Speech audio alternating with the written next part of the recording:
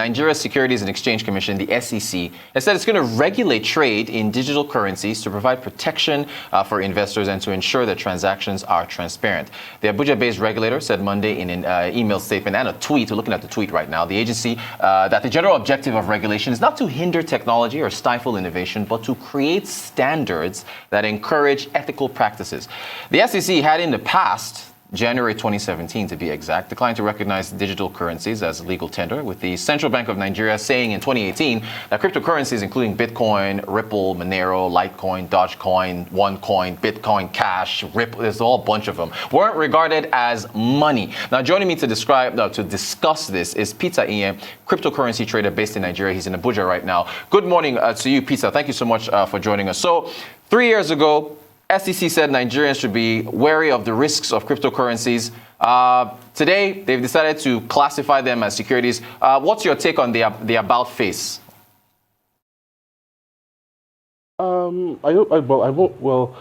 Governments the world over were taken by surprise by the whole cryptocurrency rage that took place a few years ago.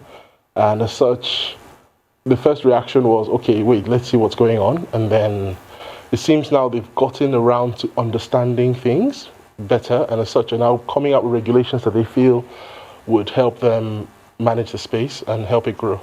Okay, great. So I wanted to hop into some of what was said in the statement. I want to take this quote from the SEC.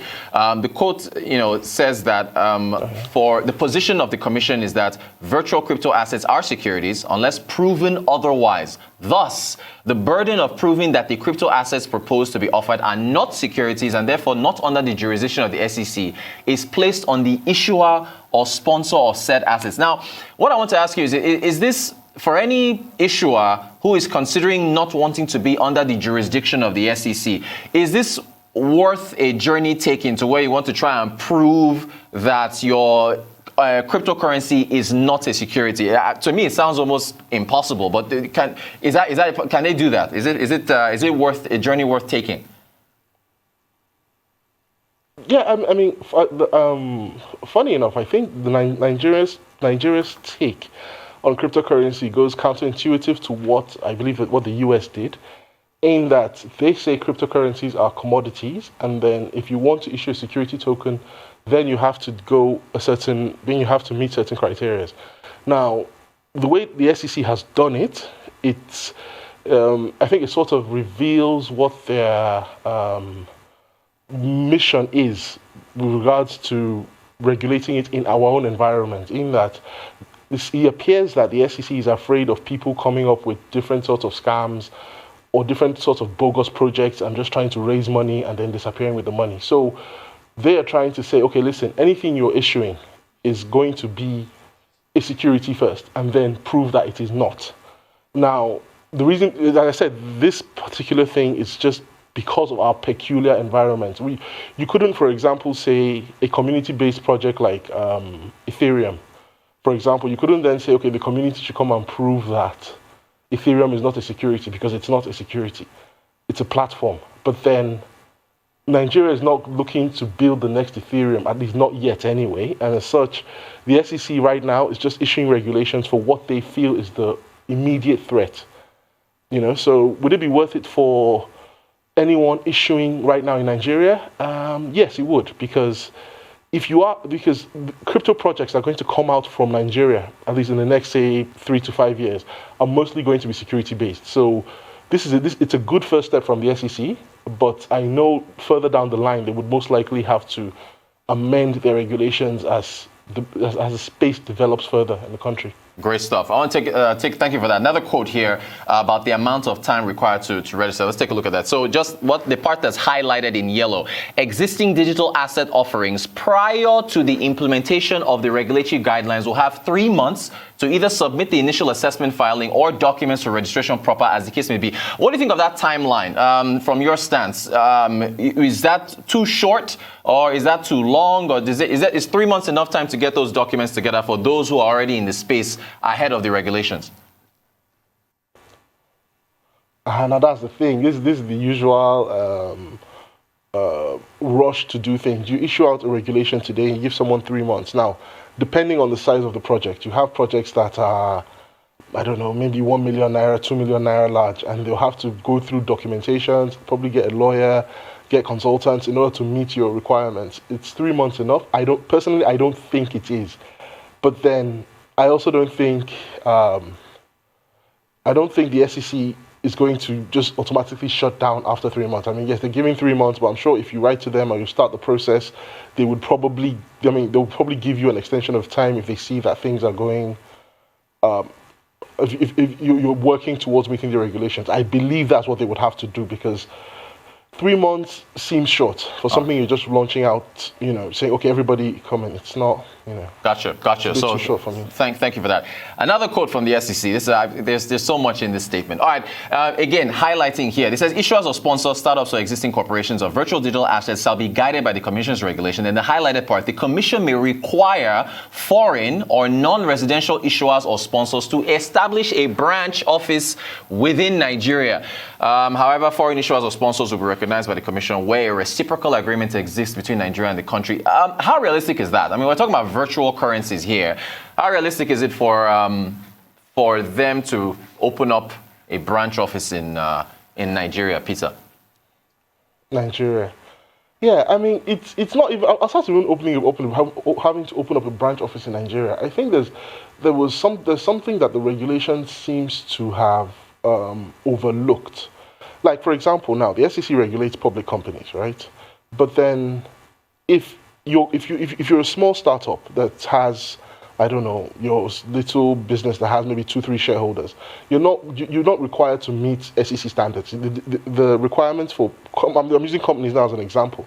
The requirement for small companies is different for the requirements for large companies. Now, when it comes to the crypto space, the SEC seems to have lumped everything together. I mean, you could have crypto projects that are securitized projects. So you could have, let's say, a group of friends come together, say they want to build an estate, and they want to tokenize the ownership of that estate so that rent from the estate is distributed to token holders on a pro rata basis.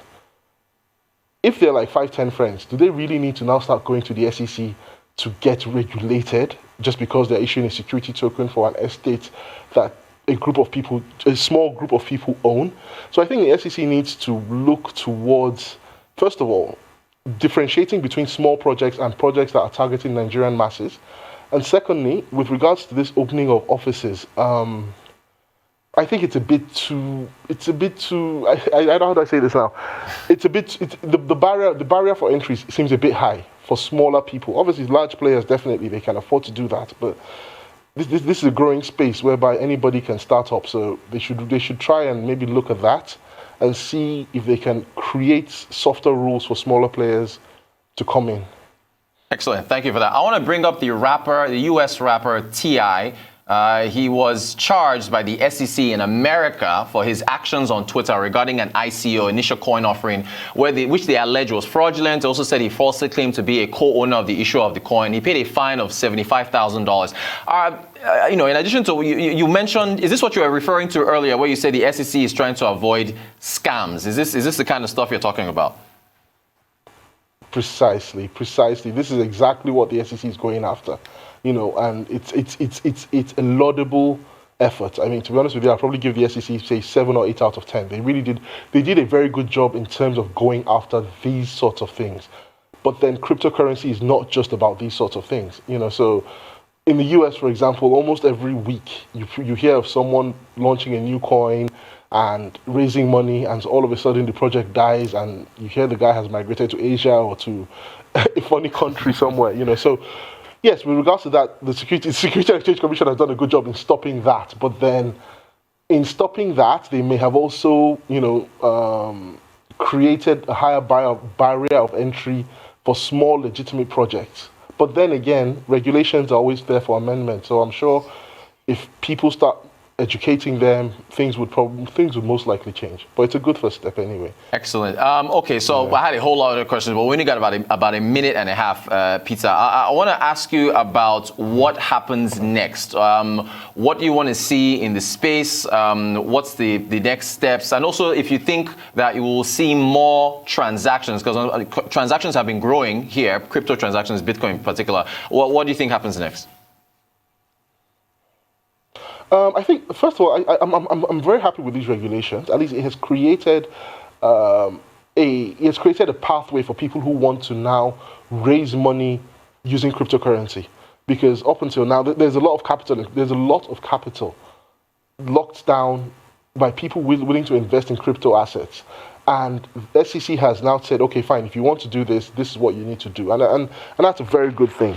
But then the SEC also needs to now have some sort of channel in which problems that arise, or they need to be open to dialogue in terms of issues that arise, from example, small players coming in and saying, listen, we can't meet these stringent requirements or other things. So it's a good first step, but then they should be very much open to amendments of their regulations, and I'm sure they will be. I'm sure, it's at least the discussion has started. So now the discussion needs to move forward. Great stuff. Peter Ian, cryptocurrency trader in Nigeria, in Abuja. Thank you so much for your thoughts on the SEC regulating digital currencies. You're watching the Global Business Report.